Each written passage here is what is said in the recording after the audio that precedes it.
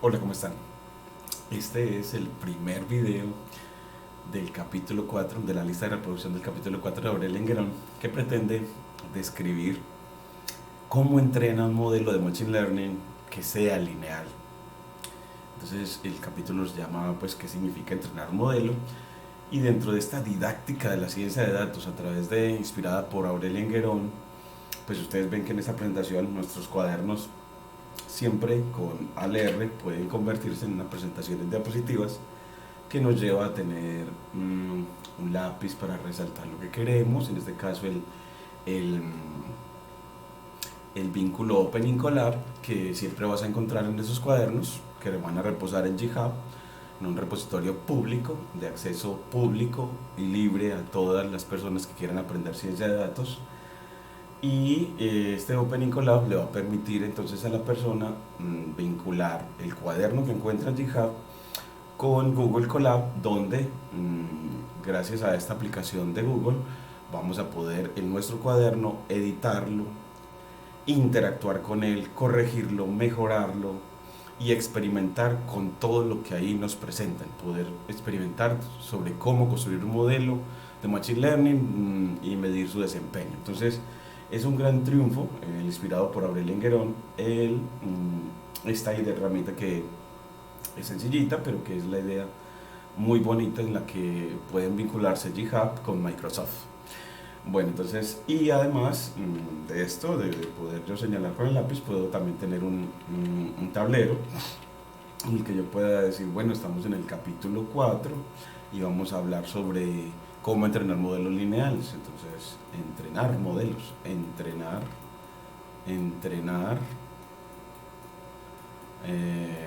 modelos lineales, modelos.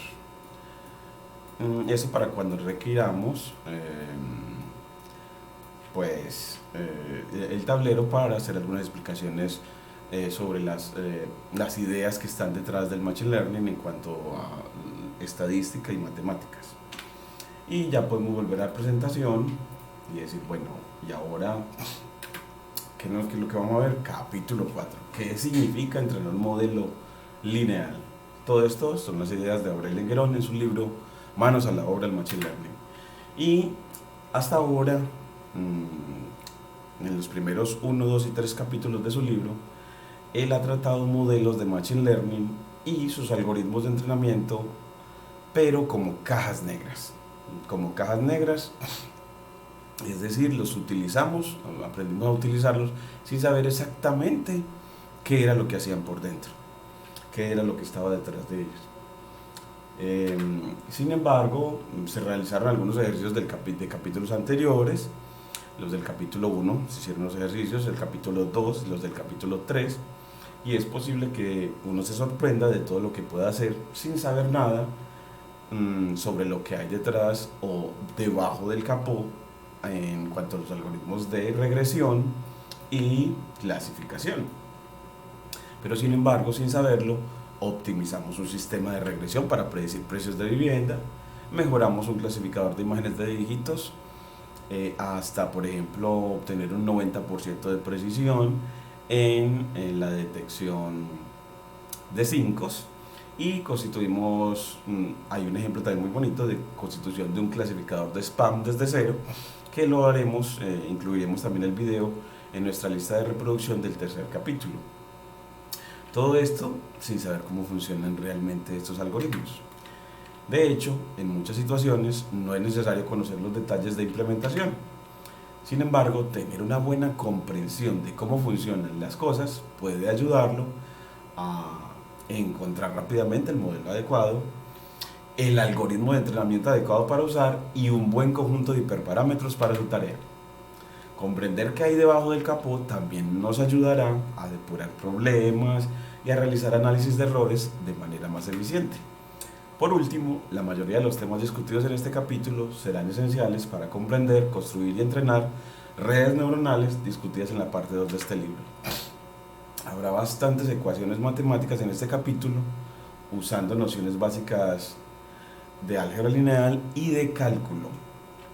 Entonces, para comprender estas ecuaciones necesitamos saber sobre vectores y matrices. y cómo se transponen las matrices, cómo se multiplican las matrices, cómo se halla la inversa multiplicativa de una matriz cuadrada y cuáles son las derivadas parciales de una función de varias variables. Si no está familiarizado con estos conceptos, dice Guerón que podemos consultar los tutoriales introductorios de cálculo y álgebra lineal disponibles como cuadernos Júpiter en el material complementario que podemos encontrar en GitHub, en el repositorio de GitHub, que en este cuaderno pueden encontrar, pues bueno, y cuál es la dirección para esos cuadernos, que Guerón tiene todos los cuadernos. Se los voy a mostrar aquí de manera corta.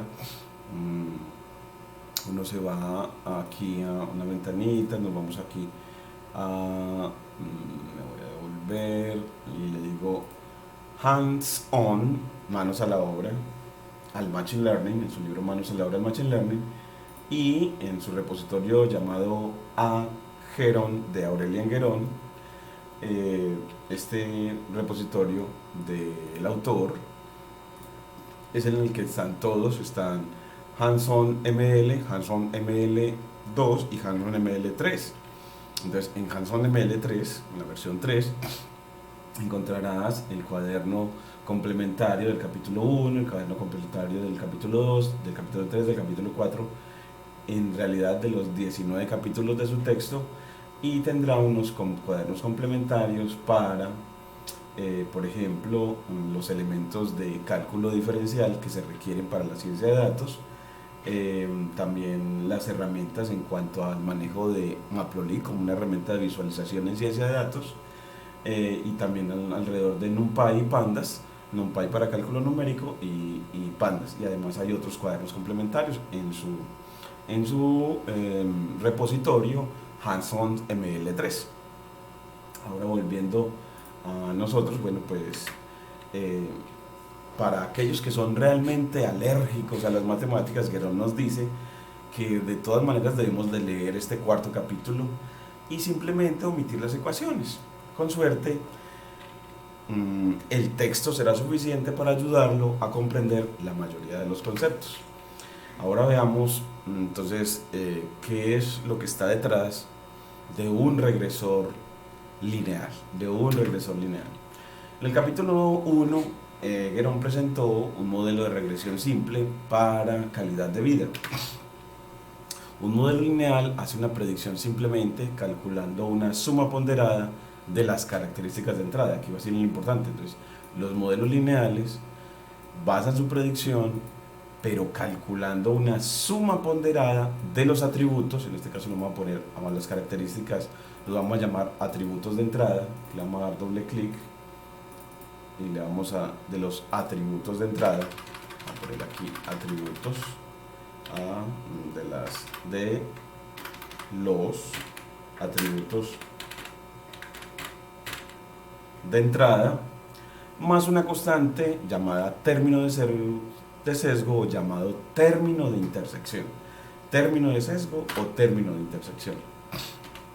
Entonces esa es como la manera en que los modelos lineales operan, de tal manera que en definitiva los modelos lineales lo que hacen es, para cada instancia de componentes x1, x2 hasta xn, lo que hace es multiplicar a cada una de esas cantidades para cada atributo por unos pesos θ1, θ2 hasta θn, y sumarle un término de sesgo θ0 para obtener la predicción Y-gorro.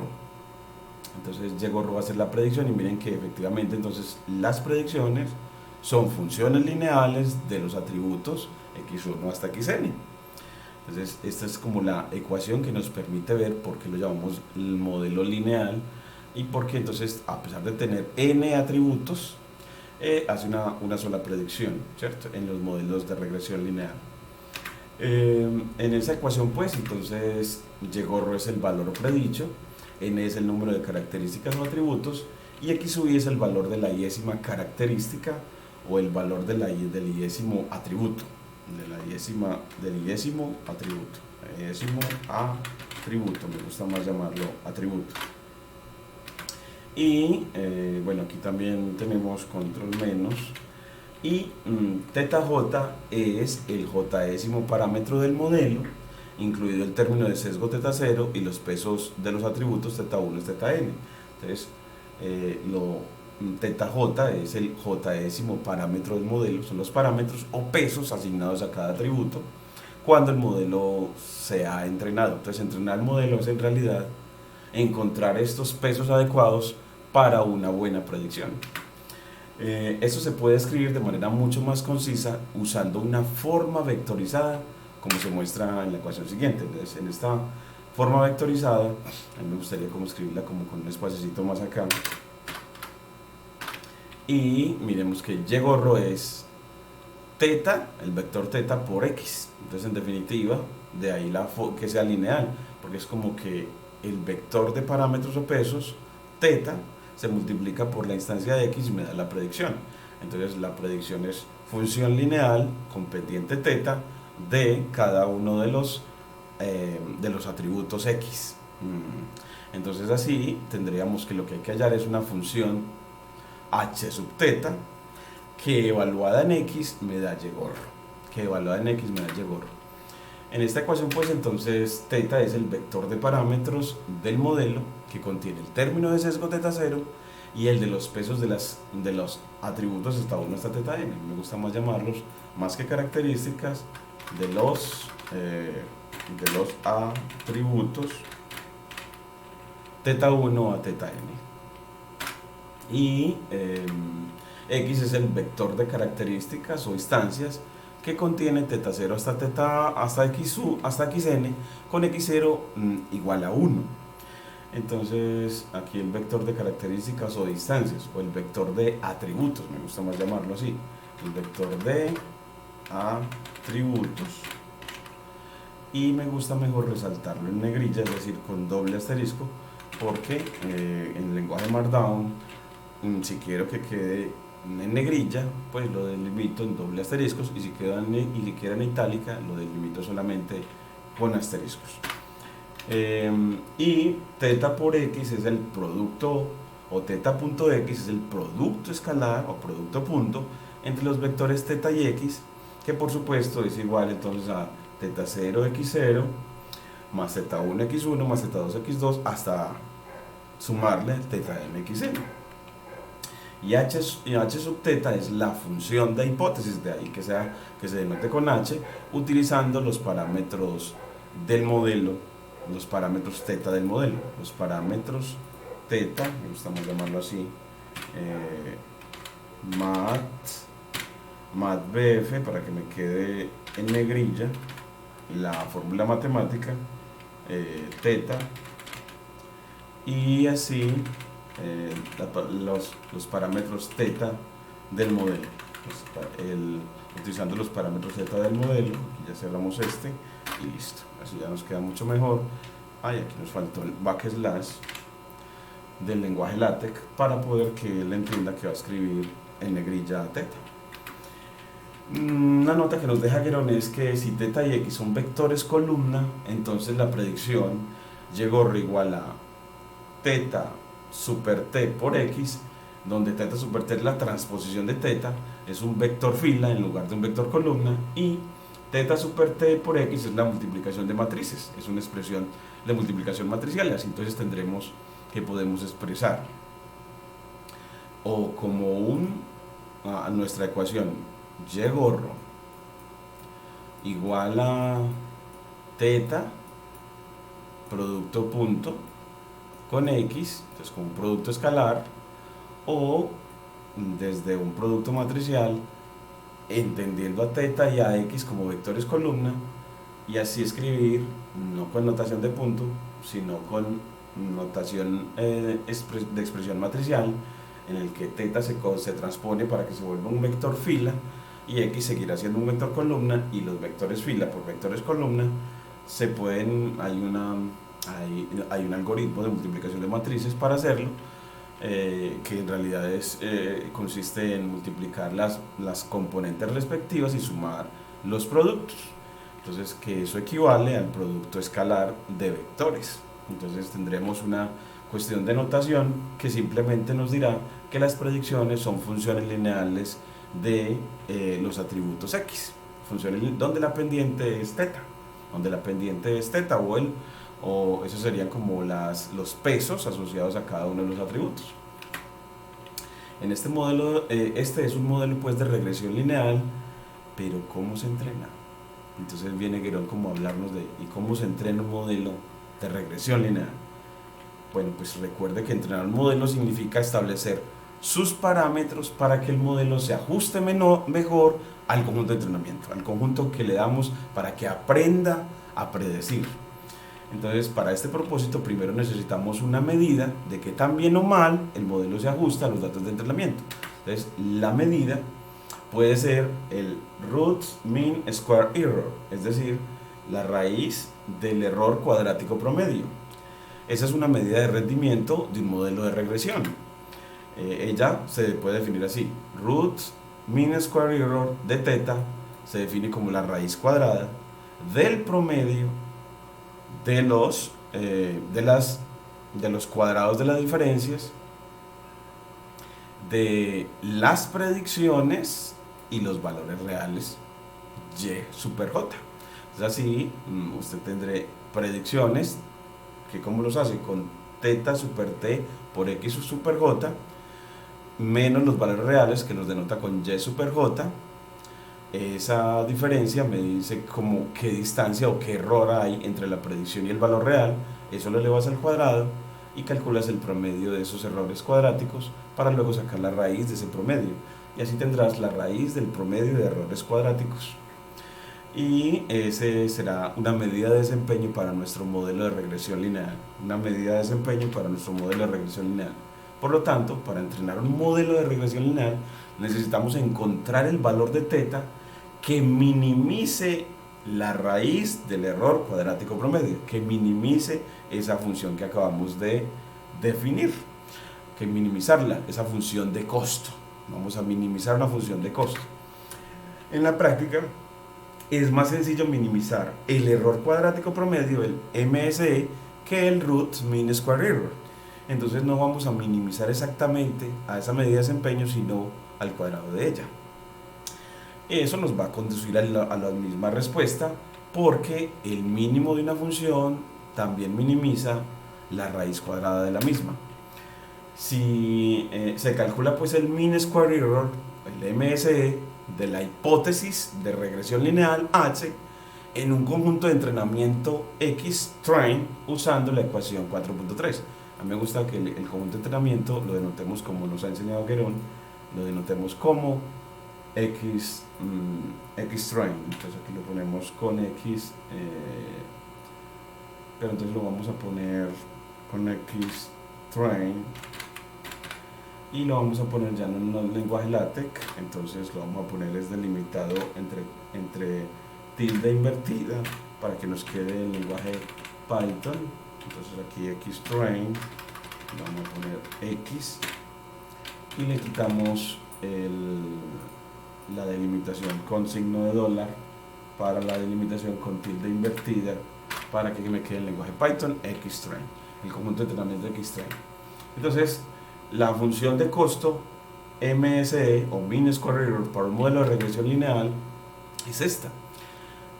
Mean square error va a ser una función de x y de h sub teta, de los datos y de la función de hipótesis que usted tome, y se define como el promedio de los errores cuadráticos que se obtienen al comparar predicción con valores reales.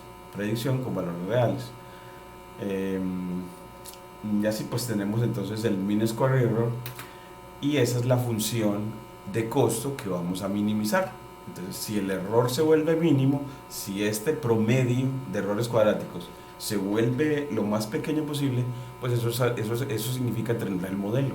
Eso significa encontrar entonces los parámetros teta que hacen que en el conjunto de entrenamiento el error cuadrático promedio sea más pequeño. Es decir, hemos encontrado entonces el mejor predictor, el que hace que el error cuadrático promedio sea más pequeño, que el error es decir, la distancia entre las predicciones y los valores reales en el conjunto de entrenamiento, sea lo más pequeña posible. La única diferencia es que escribimos h sub teta en lugar de solo h, para dejar claro que el modelo está parametrizado por el vector teta. Es él el que debemos de ir modificando.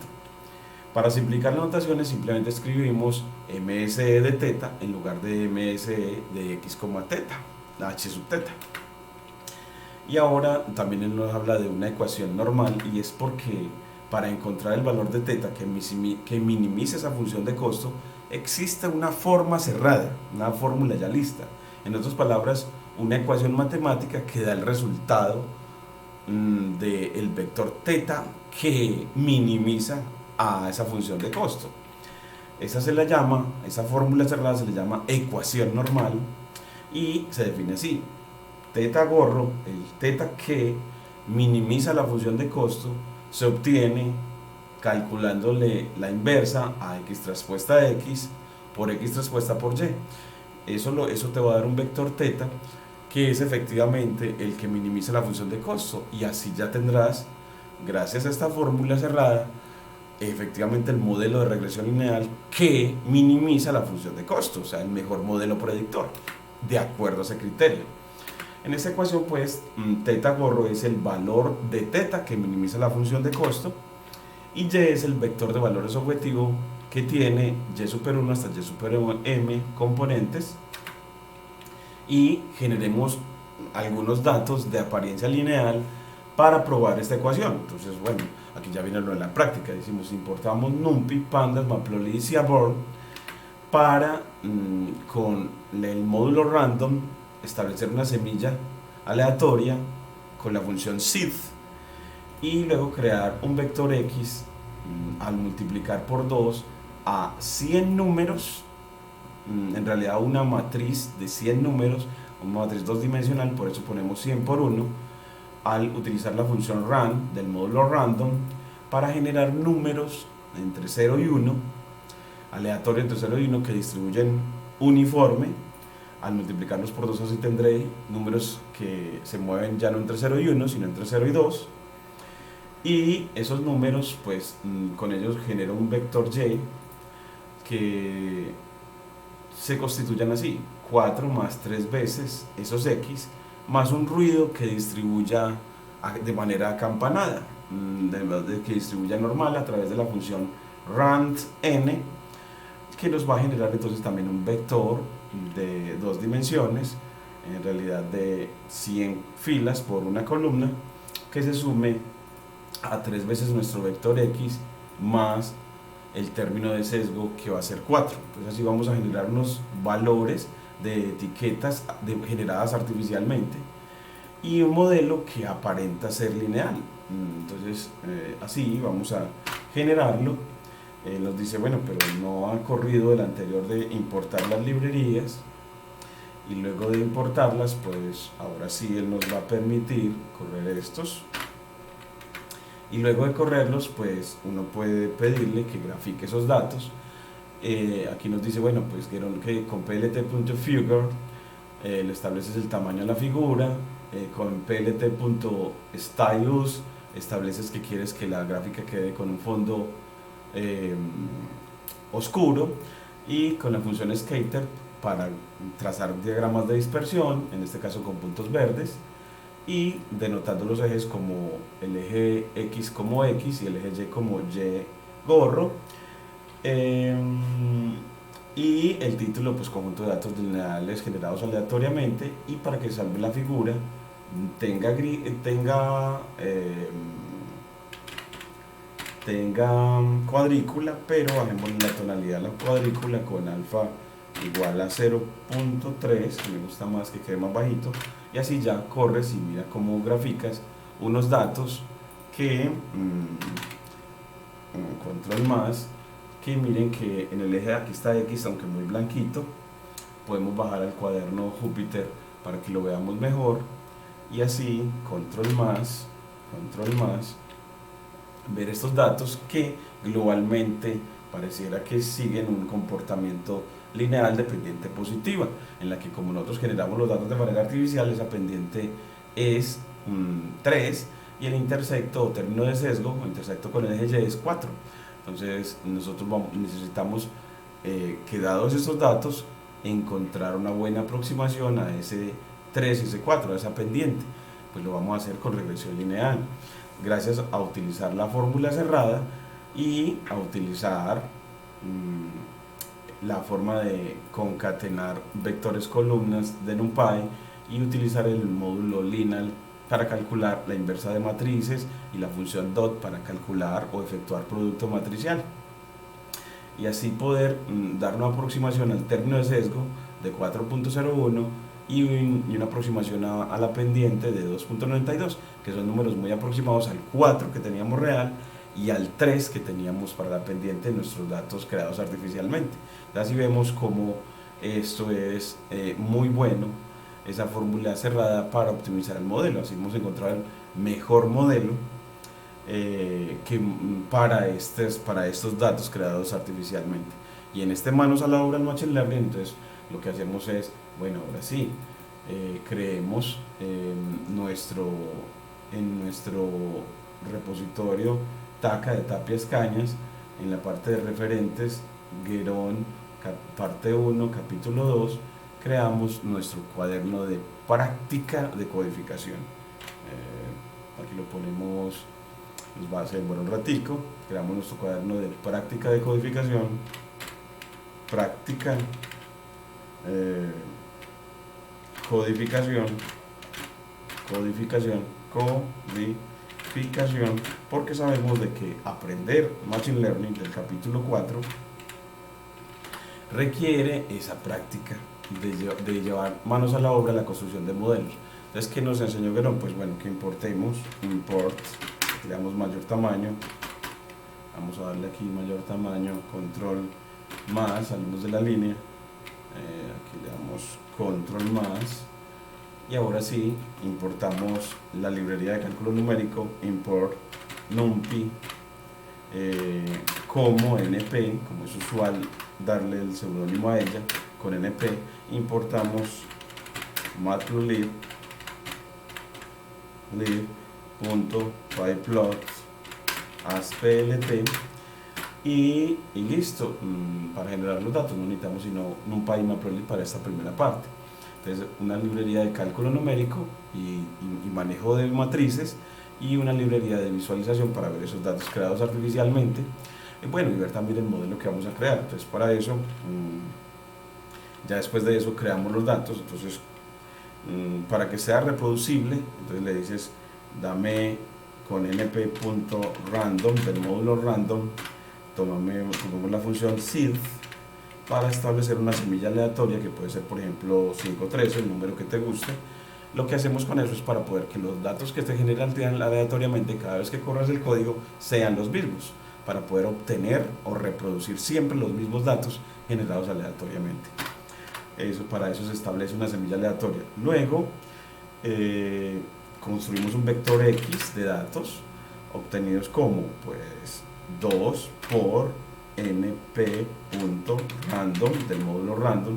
Tomamos la función rand para generar números aleatorios que mueven 0, 1 y distribuyen normal, y queremos un arreglo de 100 por 1. Entonces así ya él les va a generar esos datos. Usted puede ver que efectivamente los obtiene con x.shape para ver la forma de este arreglo, pero shape es un atributo, entonces no va con paréntesis, y te dice que efectivamente creó un arreglo de 100 por 1, una matriz de 100 filas por una columna, y con ndim ver que efectivamente creaste un arreglo 2-dimensional, por eso le dio 2 componentes. Si le hubiera puesto solo 100, obtendrías un arreglo 1-dimensional. Veremos que sí, veremos que en esta práctica obtenemos es 1-dimensional y lo necesitamos es 2-dimensional. Entonces, porque con Sklearn es mejor que los datos estén como arreglos 2-dimensionales. Entonces, bueno, entonces esta es la primera parte. Después de crear los datos, vamos a crear las etiquetas en esta práctica de aprendizaje supervisado, de construcción de un modelo de regresión lineal, y le ponemos, bueno, el término de sesgo 4 más 3 por np.random, otra vez el módulo random, y tomar de la rand n para datos que distribuyen normal y un arreglo otra vez de 100 por 1. En realidad es 3 por x más el ruido gaussiano o ruido que distribuye de campanado. Este es el ruido, entonces este sería el ruido, y esos son los datos lineales, dependiente 3 e intersecto 4. Le ponemos un ruido gaussiano para que ya no nos queden todos sobre la línea recta exactamente, dependiente 3, intersecto 4, sino que se vayan moviendo alrededor de ella. Y así tendremos nuestros datos artificiales, y luego de tener los datos artificiales, pues uno graficarlos. Bueno, pues entonces con plt.plot, bueno, plot, esta es una manera también de graficar gráficos de dispersión, solo que cuando lo hagas con plot y no con scatter,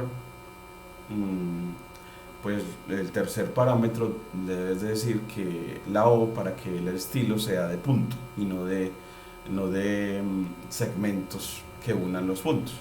Entonces así sí te creará un diagrama de dispersión. Entonces mira, tomamos a X contra Y, y en el tercer parámetro establecemos que queremos que todos queden rojos con una O para que quede un gráfico de dispersión, y miramos que efectivamente lo hace. Y miremos que efectivamente los puntos se mueven alrededor de, parece ser, alguna recta dependiente positiva. Entonces queremos encontrar el mejor regresor lineal, la recta que mejor ajuste estos datos. Bueno, pues entonces ya él nos dijo, pues vea, esa recta que mejor ajusta esos datos la obtiene hallando ese vector θ, que se obtiene al calcular x.t para calcular respuesta de vectores y multiplicarlo punto dot por x, por el vector x. Así le decimos que haga el producto entre x traspuesta y x, y luego a esa matriz que resulta de ese producto, que va a ser una matriz cuadrada, le vas a pedir que le calcule la inversa. Entonces le vas a decir, bueno, pues con el módulo np.lin al de álgebra lineal vas a utilizar inv para calcular la inversa. Le vas a calcular la inversa a esta matriz, y bueno, pero hay una cosa que vamos a ver si nos funciona así. Él dice que no. Vamos a decirle np. Es que nosotros para calcular la inversa no lo decimos con notación de puntos, sino que lo decimos antes. Pues control X y ponemos esto aquí al frente, control V, y ahí lo bueno de la práctica. Y aquí pues yo creo que es suficiente así. Ahora sí, entonces ya nos queda, y le quitas el punto de la notación para que traigas la función que calcula la inversa. ¿Y la inversa de quién? De x traspuesta x. Entonces ya con eso él te calcula la inversa, y luego pues lo que te dé esa matriz inversa, nos dice la forma normal que la multipliquemos. Entonces punto dot lo vamos a multiplicar por x.t, por la respuesta de x, y luego multiplicar por punto dot por y. Entonces así ya obtenemos el vector θ, y miren ese vector θ. Ese vector θ, bueno, en este caso nos dio 5.89. Volvamos a correr los datos para ver si de tanto haberlos corrido no nos obtuvimos lo que queríamos. Aquí están los datos, y ahora el θ, y el θ nos dice que es que un solo número, siendo que debería darnos dos, un vector θ. Entonces vamos a ver qué copiamos mal. Entonces miramos, para eso es la práctica. Entonces vamos a nuestro cuaderno y decimos, bueno, ¿y qué fue lo que pasó? Pues esa ecuación normal se obtiene np.lineal.inv de x. Pero es que necesitamos a x adjuntarle el vector, de ahí que hay que concatenar el vector de unos. Entonces usted en esta práctica tiene que adjuntarle un vector de unos antes de calcular ese vector teta.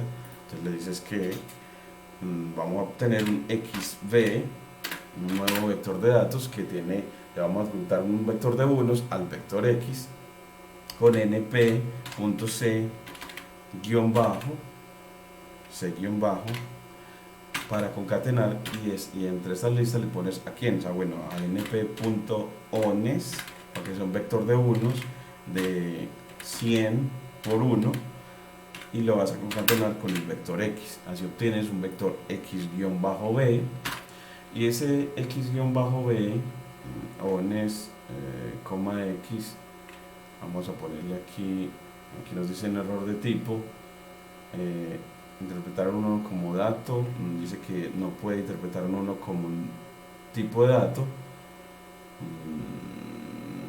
Vamos a ver, 100 por 1, ones, vamos a ponerle aquí también paréntesis, a ver si de pronto fue por la sintaxis, y ahora sí. Entonces resulta que es que la función np.ones, para crear el vector de unos, le tienes que dar una tupla como argumento, una tupla de Python.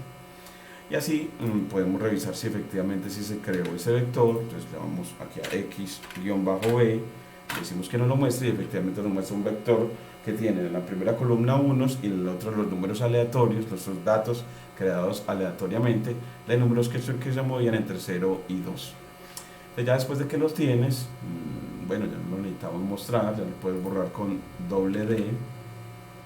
Aquí señala la doble D para eliminar fila. Y aquí se nos fue, vamos a ponerle control Z, Z, aquí sí, Z, para que no se pierda la información que teníamos, la fórmula para hallar teta. Y ahora sí le decimos, bueno, calcule, aquí vamos a bajar esta línea, calcule ahora sí el mejor parámetro teta, pero con x sub b, no con x, sino con la nueva x sub b, en todos los casos, guión bajo b, y ahora sí calculamos nuevamente el teta y decimos que no lo muestra, y efectivamente nos muestra 4.025, el término, la aproximación al término de sesgo, que era 4 para nosotros, exactamente 4, y mire que 4.055 es una muy buena aproximación, y 2.9.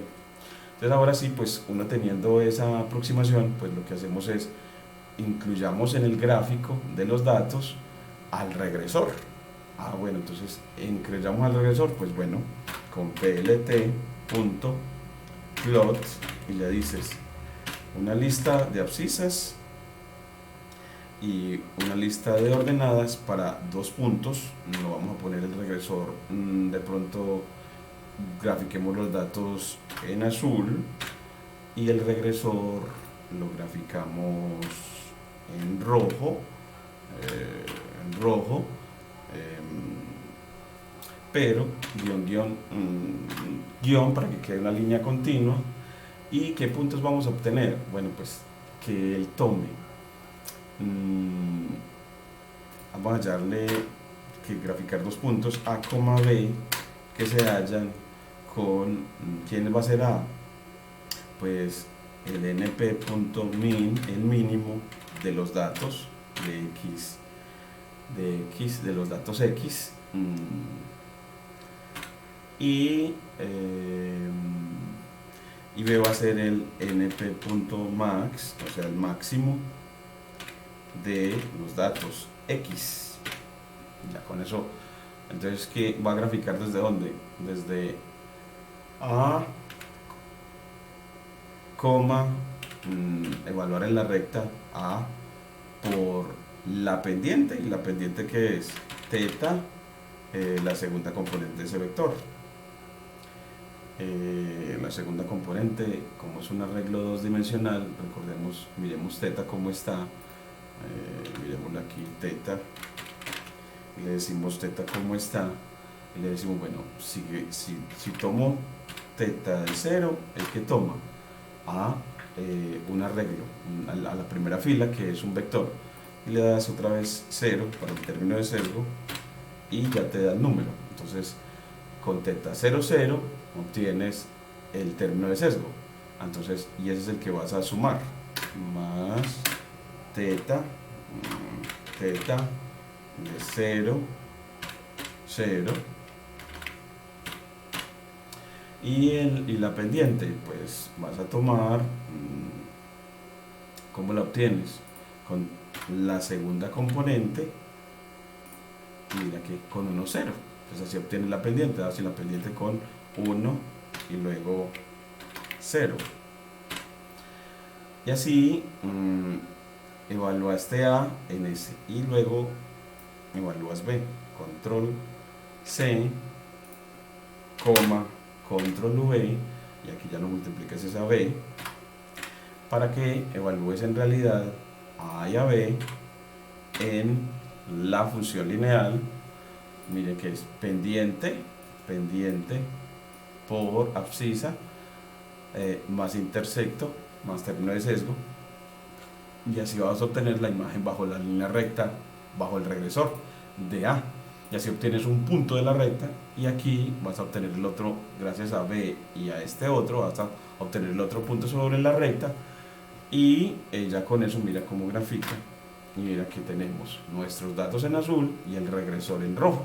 Y así tenemos que efectivamente, miren que nuestra aproximación lineal, sí, como que esa línea aglomera o modela bien nuestros datos. Y ese es teóricamente el mejor modelo regresor de acuerdo a la medida de desempeño de root mean square error. Y esa es la manera, pues, entonces, de visualizar datos y de visualizar el proceso y ver cómo funciona un regresor lineal, gracias a la promesa de Aurelien Guéron. No olviden, pues, suscribirse a mi canal para seguir creciendo en este conocimiento de la ciencia de datos a través de la didáctica de Guéron, de Aurelien Guéron, en la que hemos seguido utilizando las herramientas que nos dan a través de GitHub y a través de Google Colab, y de los cuadernos Jupyter instalados en el computador a través de Anaconda. Y no olvides darnos like o dislike para poder pues ver de qué manera podemos mejorar nuestra didáctica y nuestra forma de comunicar y enseñar este saber. Y bueno, y darle a la campanita para que les lleguen las nuevas notificaciones sobre los nuevos videos, porque en realidad este es el primero de la lista de reproducción del 4.º capítulo, y vamos a hacer lista de reproducción de todos los capítulos del texto de Manos a la Obra del Machine Learning con el enfoque práctico de Aurelien Guéron. Muchas gracias.